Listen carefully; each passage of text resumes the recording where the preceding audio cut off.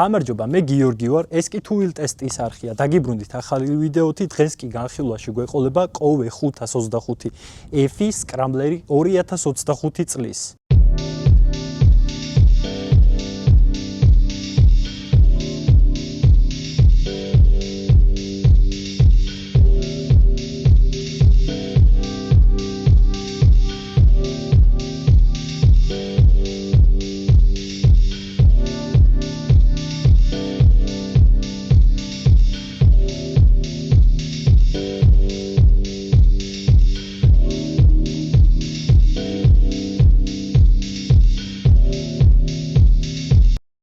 ნახავდი როგორი ლამაზი მოტოციკლია დღეს ჩვენ წინაშე წარმოდგენილი, მაგრამ არ დაგავიწყდეს ჩემი გამოწერა და ზარისხილაკის გააქტიურება, რომ შემდგომში ნახო ისევ და ისევ განსხვავებული, გამორჩეული და უცხო ტექნიკის განხილვა. კოვე არ არის უცხო ტექნიკა. ეს უკვე რიგით მესამე კოვეა, რომელსაც ჩვენ არხზე იხილავთ. ჩვენ ყავდა 800-იანი ადვენჩერი, რომელმაც ძალიან დიდი სიმპათია დაიმსახურა ჩემი მხრიდან. ასევე 250 RR დამწყები რაიდერებისთვის მეთვლი, რომ უკონკურენტოა თავის ფასი და ხარისხიდან და ზოგადად მართვიდან გამომდინარე. ახლა კი გადავიდეთ სკრამბლერზე. რა არის სკრამბლერი? ზოგადად სკრამბლერი ნიშნავს მოტოციკლს, რომლითაც შეგვიძლია ქალაქში ვიმოძრაოთ, შორგზებზე ვიმოძრაოთ კომფორტულად და ასევე უგზოობაზეც ძალიან ჩვეულებრივად, ნებისმიერ, ეხლა ოფროუდს და რაღაც საართული, მაგრამ უგზოობა, გრუნტი, აღმართი, ხრეში, ტალახი, ნებისმიერ ადგილას შეგვიძლია ამ მოტოციკლეტით გავიდეთ. ამ კადრებსაც ნახავ ახლა, სადვიარეთ ამ მოტოციკლეტით.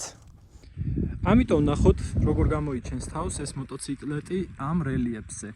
მინდა აღვნიშნო, რომ შეგვიძლია საბურავები 1-დან 0-ზე დაუშვათ და ისე ვიმოძრაოთ ამ საფარზე, რაც საუკეთესო ვარიანტია ამ მოტოციკლეტისთვის მოჭიდების მხრივ, მაგრამ სამწუხაროდ არ მაქვს ნასოსი, რომ დაუშვა 1-დან 0-ზე და მე ისევ გავბერო 2 და 3-ზე.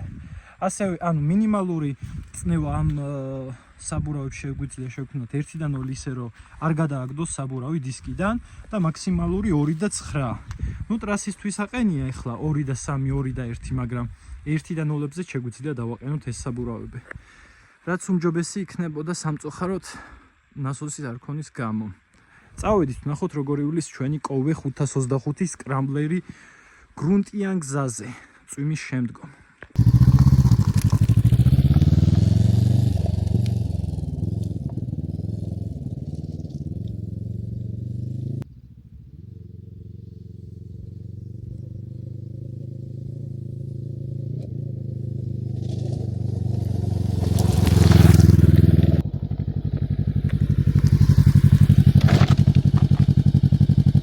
ამ კადრების შემდეგ კი მოდი გადავიდეთ სპეციფიკაციებზე ამ უმაგრესი მოტოციკლეტის. ძრავი გახლავთ 489 კუბიანი 2 ცილინდრიანი სითხით გაგრილებადი ძრავი, რომელიც გამოიმუშავებს 53 ცხენის ძალას და 54 ნიუტონ-მეტრს. ეს ძრავი კი გვეხმარება აუჩქარდეთ 180 კმ/სთ-მდე. ეს ყველაფერი არ არის. გვაქვს 17 ლიტრიანი უდიდესი აუზი, რომლითაც შეგვიძლია გაუჩერებლად გავიაროთ დაახლოებით 400 კმ. ძალიან მაგარი შედეგია ზოგადად 400 კმ-ის გავლა ერთი სავსე აუზით. ეს მოტოციკლეტი 100 კმ-ზე მოიხმარს სულ რაღაც 4.3 litrს. ასევე ამ მოტოციკლს გააჩნია 2 მოუდი, სპორტი და ეკო, გააჩნია ჩვენ როგორ გვინდა მოძრაობა. ძირითადად სპორტი თუ არა, იმიტომ რომ ეკო რეჟიმი უფრო დამწყებებისთვის არის, ვინც არ იცის ბოლომდე მართვა მოტოციკლეტის. და სხვათა შორის სხვაობას იძლევა, უბრალოდ არ აქვს ეს ეკო და სპორტ მოუდი ამ მოტოციკლეტს. წონა გახლავთ 191 კილოგრამი. რო თქვა რომ სუბუქია თქო, არ არის სუბუქი, მაგრამ არც მძიმეა, იმიტომ რომ წონის ბალანსი, სიმძიმის ცენტრი არის მთლიანად დაბლა დაწეული, აქედან გამომდინარე დაახლოებით 20 კმ/სთ შემდეგ ეს მოტოციკლეტი აღიქმება, აი სკუტერის წონად 100 კილოგრამიანი მოტოციკლის წონა ხდება ეგრევე. და ძალიან მარტივი სამართავია, აი უმარტივესი. რო არ შეიძლება ისეთი მოკლედ დრო გითხრათ რა, ძალიან მემარტივა ამ მოტოციკლის მართვა. იქიდან გამომდინარე, რომ საკმაოდ დიდი ხანია უკვე მოტოციკლს ვატარებ, მაგრამ ეს მოტოციკლი ჩემთვის რაღაც განსაკუთრებულ ადგილს დაიკავებს, იმიტომ რომ ანუ ეს მოტოციკლეტი ჩემთვის, აი მარტივად რო გითხრათ, ასოცირდება თავისუფლებასთან. და რატო? ნებისმიერ მომენტში შეგვიძლია გზიდან გადავიდეთ, გზაზე ხო კომფორტულად დადის, ძალიან რბილი მოტოციკლეტია. ასევე უგზოობაზეც ამისთვის გვაქვს სპეციფიკური დისკები, ну რა თქმა უნდა, უკამერო, პირელი საბურავები, წინაც და უკანაც, ну რა თქმა უნდა, სამუხრუჭე დისკები გვაქვს, წინ 2 ცალი, უკან 1 ცალი, ძალიან კარგი მოხრუჭები აქვს, აი საკმაოდ ისეთი სოლიდური მოხრუჭები აქვს ამ მოტოციკლეტისთვის. ჩემი აზრით, ზედმეტიც არის ესეთი მოტოციკლეტისთვის მსგავსი სამუხრუჭე სისტემა. სამუხრუჭე სისტემა გახლავთ ნისინი, Honda-ს სამუხრუჭე სისტემა აყენია ამ მოტოციკლზე. ასევე მინდა აღვნიშნო ეს უმაგრესი ადგილი, აი ეს ადგილი ამ მოტოციკლეთში ყველაზე მეტად მომწონს და რატო? გვაქვს ცალი საკიდი, ანუ მაიატნიკი ესე ვთქვათ, და რის გამოც ძალიან ლამაზად გამოიყურება უკანა მხარე. 2 ცალი გამშვები, ულამაზესი, ანუ ზოგს ეგონება რომ aftermarket-ია, მაგრამ ქარხნულად მოყვება ესეთი ლამაზი მაყუჩი ამ უმაგრეს მოტოციკლეთს. ახლა რაც შეეხება ზოგადად მართვაზე რო გადავიდეთ. მოდი გაჩვენებთ ახლა მე მართვის კადრებს, როგორ ლამაზად გამოიყურება თქვენ რო ზიხართ და უყურებთ გზას და მოტოციკლს. გადავიდეთ.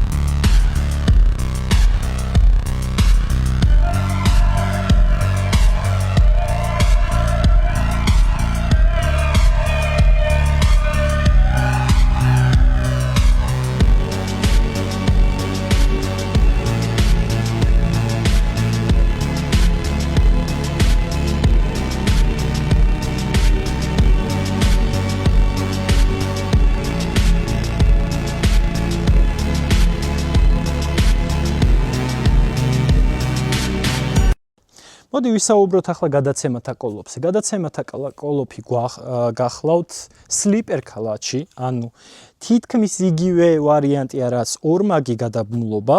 აქედან გამომდინარე ძალიან რბილად ირთვება სიჩქარეში, ნეიტრალის ძებნა არ გიწევთ, პირველივე ნეიტრალში ჩაგდებისას პოულობთ ძალიან მარტივად და ეს მოტოციკლეტი მაგედან გამომდინარე ძალიან მარტივი სამართავი ხდება. ვისთვის არის ეს მოტოციკლეტი? იმ ხალხისთვის არის, ვინც ეძებს თავგადასავალს, პირველ მოტოციკლს, ქალაქშიც უნდა სიარული, შაბათ-კვირას გასვლაც უნდა ქალაქგარეთ და უგზოობაშიც უნდა სიარული. ეს მოტოციკლეტი გამოადგება ძალიან ბევრ ახალ რაიდერს. ასევე მინდა აღვნიშნო, აი ეს დამცავი, მეტალის დამცავი, რითაც არ დავაზიანებთ ქვედა მხარეს ძრავის, როდესაც უგზოობაზე ვივლით და ძალიან კარგია, ჩემი აზრით უგზოობისთვის გათვლილი ნებისმიერ მოტოციკლს ეს დეტალი მეტალის უნდა მოყვებოდეს და ამ შემთხვევაში გვაქვს, რაც ძალიან კარგია.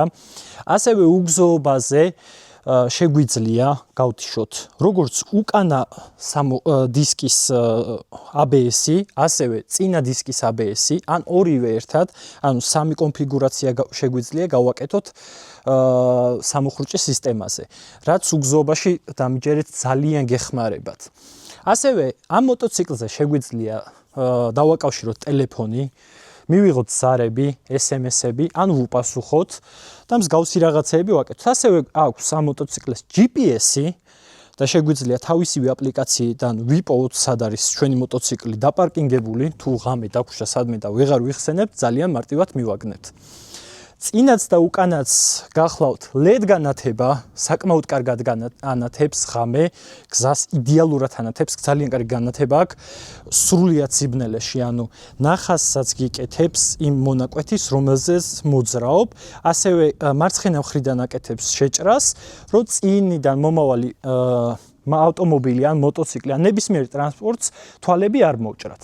ასევე განათებას აქვს ავტომატური მოუდი, ესე ვთქვათ, რეჟიმი, რაც ნიშნავს ავტომატური რეჟიმი. როცა ჩვენ ფარებს გავთიშავთ სრულად, ღილაკით შეგვიძლია ეს რა თქმა უნდა, ჩავრთავთ ავტომატურ მოუდს და როდესაც მიხვდება მოტოციკლი, რომ დაბნელდა და გჭირდებათ უკვე განათება, თვითონვე ჩართავს, ასევე წინ და მომავალი მანქანა, როდესაც მოდის და თქვენ გაქვთ ჩორი განათება ჩართული და თვალს ჭრის, თვითონ ხვდება მოტოციკლეტი და გადმოყავს ახლო განათებაზე, ეს ძალიან კარგი რაღაცა, ძალიან მომეწონა იქ რეჟიმი. დაკიდების სისტემას რაც შეეხება, დაკიდების სისტემა წინაც და უკანაც გახლავთ KYB, იაპონური ბრენდი KYB, ერთ-ერთი ტოპ ბრენდია დაკიდების სისტემებში. აქედან გამომდინარე, ძალიან რბილია ამ მოტოციკლის უგზოობაზე და არა მარტო უგზოობაზე, მოგეხსენებათ ქალაქში როგორი გზებიც გვაქვს, იგივე უგზოობა გამოდის, მე თუ მკითხავთ. აქედან გამომდინარე, ესეთი დაკიდება აუცილებლად დაგჭირდებათ. ახლა რაც შეეხება სავარძეს, სავარძელი გვაქვს თლიანი, ორად გაყოფილი ზოლით. მგზავრსაც ჩვეულებრივად ძალიან მარტივად გადავიყვანთ და თვითონ ძღოლის, ანუ რაიდერის სავარძელს რაც შეეხება, საკმაოდ რბილია. აი, საკმაოდ კი არა, ზედმეტად რბილია. ასეთი რბილ სავარძელზე მე არ მჯდავარ ნამდვილად. რაც შეეხება უკვე ერგონომიკას.